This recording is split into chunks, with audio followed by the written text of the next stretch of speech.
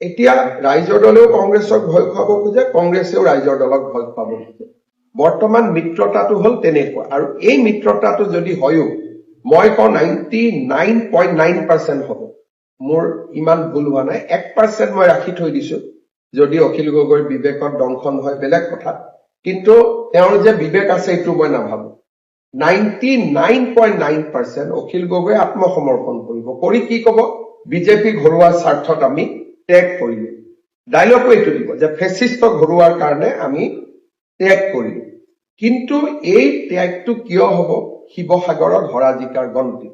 কিন্তু যদি অখিল গগৈৰ বিবেক দংশন হয় আৰু তেওঁ যদি কিবা কাৰণত মিত্ৰতা নকৰে, সেইটো মই আগতে কৈছো যে যদি খুব বিবেক নথকা মানুহৰো কেতিয়াবা বিবেক দংশন হয়, সেইটো এটা বেলেগ কথা।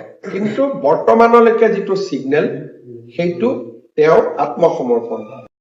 বাহিৰত অখিল গগৈয়ে কথা বাৰ্তা কোৱা এজন ডাঙৰ নেতা যেন লাগে, কিন্তু বৰ্তমান অখিল গগৈ ব্লেকমেইলিঙৰ চিকাৰ হৈ আছে।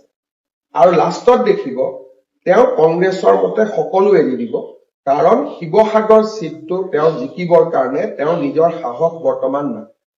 আৰু সেই কাৰণে অখিল গগৈয়ে যে আপোনালোকক টাইম দিয়ে, আজি ৰাতি 12টা, কালি ৰাতি 5টা, পৰহি 2টা বজাত, এইবিলাক টাইম দিয়ে কিয়?